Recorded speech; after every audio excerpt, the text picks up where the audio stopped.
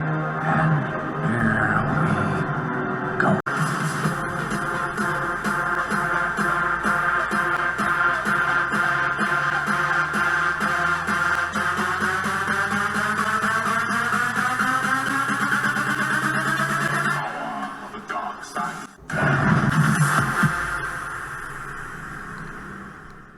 up, all my Ewok Shovels, droids, and Wookiees? It's Anna, also known as That Star Wars Girl, and today we're going to talk about some stuff that went down in the Star Wars universe. So actually, let me pull up this page. So obviously, this is the Star Wars page, the official, that blue check mark and everything, the official Star Wars Twitter. And then yesterday, it was Kelly Marie Tran's birthday, so, Star Wars decided to wish her a happy birthday. But then also, guess who else's birthday it was? It was James Earl Jones's birthday, the voice of Darth Vader. And did they wish him a happy birthday? Let's see. No, they did not. They did not. They wished Kelly Marie Tran a happy birthday. Rose Tico, one of the most important fundamental characters to all of Star Wars that crossed over through every trilogy. Yeah, they wished her a happy birthday, but they did not wish James Earl Jones. And then this fan actually compiled, so this is the image of Twitter. This is their Instagram, where again, they wish Kelly Marie Tran a happy birthday. Not a single mention of James Earl Jones. And then this is over on their Facebook page as well. Again, not a single mention of James Earl Jones. So I guess, they just kind of forgot about Darth Vader, or about, James Earl Jones, Darth Vader's voice. And, it just, again, it shows the blatant lack of disrespect that we all have, known and gotten used to from Lucasfilm. But then something actually magical happened.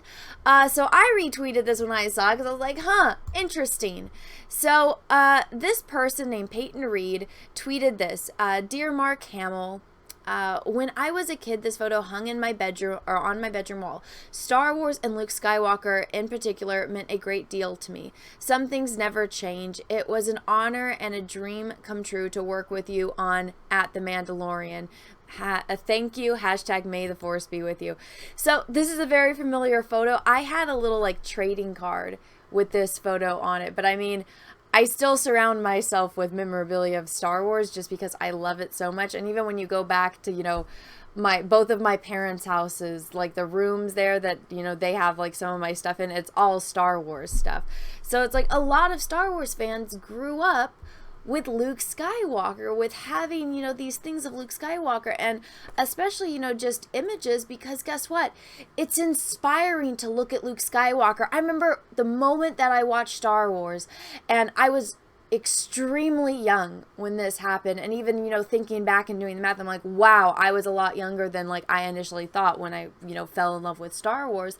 And I remember just, my aunt sat me down, shut the door, turned off the lights, and just sat me in front of the TV so I could watch Star Wars. And I just remember, looking at Luke and watching him look at the binary sunset. And in that moment, I was like, wow, this is speaking to my soul. Because I was a little girl that grew up on a farm. And, I looked at the stars and I dreamed of all of the possibilities and all the adventures out there that are just waiting to be explored.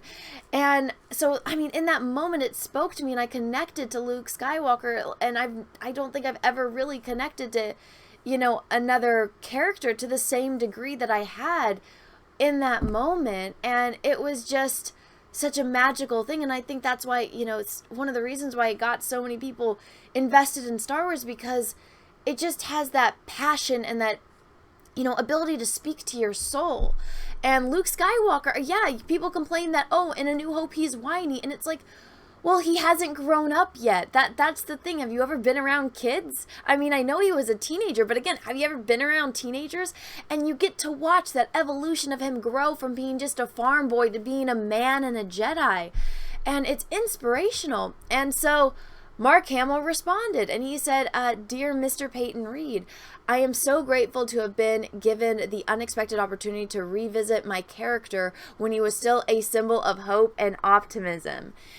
Your assured direction and kindness was a crucial element in the experience and means more to me than I can say. # thank you.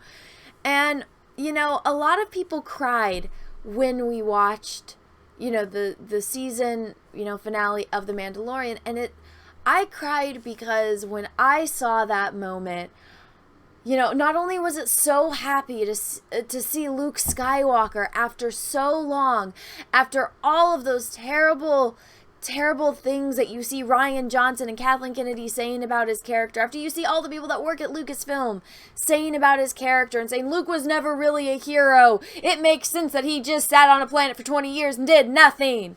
And it's like, no, that's not who Luke was. So when I saw Luke Skywalker come in again, I cried because I was so happy for Mark Hamill, because could you imagine playing this character, and yes, you've played other characters as an actor, but playing this character and it being, you know, the defining role in your career, and yes, you can argue the Joker, but come on, it's Luke Skywalker, and having this character that is basically essentially part of you, and it's going to be part of you for the rest of your life, and having people that don't understand it and, you know, just blatantly disrespect it and then laugh at you and kick you when you're down.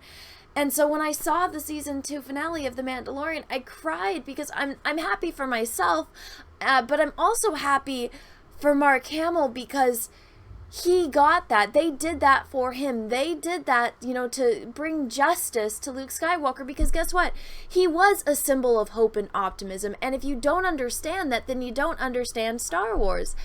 And it's so nice to see Mark Hamill, you know, say this and, you know, finally getting the recognition by people that actually love and respect and care about the franchise. But then, of course, you see people commenting like this first one, in my opinion, he was a symbol of hope and optimism when he defeated an entire army and defeated the Flame without any violence. But it's like, that really wasn't him. You know, it's just like, some people just really, like, okay, here we go. I really wish you would stop throwing shade at your Last Jedi character, which, in my opinion, was your best version and portrayal of Luke Skywalker. Stuff like this is only empowers the alt-right trolls who hated that movie and give them more ammo to perpetrate the hate. Sincerely, a fan. And it's like, bro, I am not an alt-right troll. I've never, you know, I don't ever talk about politics. I just grew up loving Star Wars, and I'm telling you right now, the only reason I have a channel is because, you know, me and my boyfriend went to go see, and, you know, I dragged him along because I'm the Star Wars fan in the relationship. I dragged him to the movies with me to go watch it, and, you know, my boyfriend, who knows I'm this, you know, crazy Star Wars fan, my entire family, everyone I've ever known in my entire life knows that I'm a diehard Star Wars fan, and I saw this movie, and I remember my boyfriend sitting there in horror because he's like, what's going on? Anna's supposed to like this stuff. Anna always likes Star Wars, and I'm just there going, what the fuck is this shit? Ah! And like just angry in the theater. And it wasn't just me. You know, other people around me were angry too. You know, when Luke, the opening scene with the Yo Mama joke, it was like, what the fuck is this shit? Like, this isn't Star Wars. You're in the middle of a fucking war. It's called Star Wars. Are you going to take a minute to say a Yo Mama joke in the middle of a war, in a life and death situation? No! It was blatantly disrespectful right off the bat, not even just to Luke Skywalker's character, but to all of Star Wars in general. So it's like accusing somebody of being an alt-right troll. It's like, get the fuck off of your high horse. All of these people in here that are trying to say something about that it's, you know, you're just feeding the trolls. You in The Last Jedi was exactly the way Luke Skywalker was. No, if that was the way Luke Skywalker was supposed to be, then guess what? We wouldn't have such a big divide in the fandom. We wouldn't. You know, The Rise of Skywalker, and it wouldn't have been such a joke. It didn't even have a toy line. Hello? How did George Lucas become a billionaire? Oh yeah, toys! When you make a Star Wars movie and you can't even sell the toys for it, that tells you how much you fucked up this shit. It's like, my stepdaughter doesn't want to play with a Luke Skywalker action figure. You know why? Because even when you get a younger Luke Skywalker action figure, guess what? Oh, well, this guy that saved the galaxy twice?